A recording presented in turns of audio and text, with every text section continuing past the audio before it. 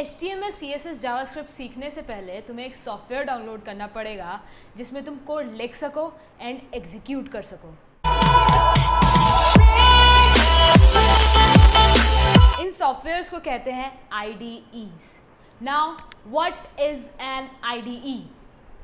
It is a short form for Integrated Development Environment, which is basically a very fancy word for all the code editors out there to help us write code.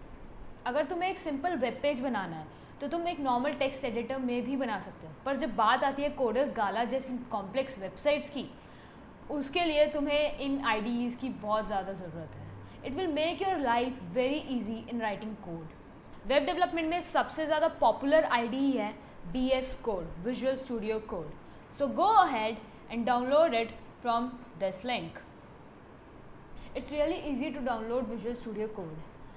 अपने operating system के हिसाब से download करना and कोई भी default setting नहीं छेड़नी, सिर्फ next पे क्लिक करना है। When you will open VS Code for the first time, it will look something like this or like this. एक नॉर्मल वेब पेज बनाना है या फिर एक कॉम्प्लेक्स वेबसाइट बनानी है, इन दोनों का स्टार्ट एक ही तरीके से होता है, that is by opening a folder. You can open a folder from here or from here or from here.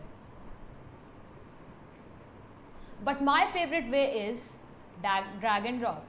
Just create a folder on your desktop, name it anything you want and just drag and drop it here. अब तुम यहाँ से चाहे तो एक file बना सकते हो या तो एक फ़ोल्डर बना सकते हो। सपोज़ तुम्हें एक HTML की फ़ाइल बनानी है तो तुम यहाँ पर कुछ भी लिख सकते हो, कुछ भी, ब्ला ब्ला। बट HTML की फ़ाइल बनाने के लिए .html की एक्सटेंशन होना बहुत ज़रूरी है, .html लिखना बहुत ज़रूरी है। सी, अब ऑब्वियसली हम रियल लाइफ प्रोजेक्ट्स में ब्ला ब्ला नाम नहीं दे सकते किसी भी फाइल या फोल्डर को, बिकॉज ऑफ 2 रीजंस। पहला, ये सेंसिबल नहीं है। दूसरा, हम फाइल्स और फोल्डर्स के नेम में स्पेस नहीं देते और इनमें स्पेस है। VS कोड को हम अपने कंफर्ट के अकॉर्डिंग ऑप्टिमाइज कर सकते हैं with the help of extensions. कुछ एक्सटेंशंस मैंडेटरी है बिकॉज उनके बगैर कोड एग्जीक्यूट ही नहीं हो सकता, and some extensions are really handy while writing code.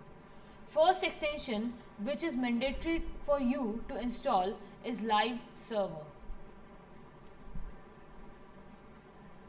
The use of this extension will be explained later, but you have to install this. अब कुछ extensions ऐसी है जो मैंने install कर रखी है but वो mandatory नहीं है। HTML snippets by Mohammed Abu Said, JS CSS HTML formatter by Lonify, auto rename tag by Jun Han, bracket pair colorizer by Conrads, and prettier code formatter.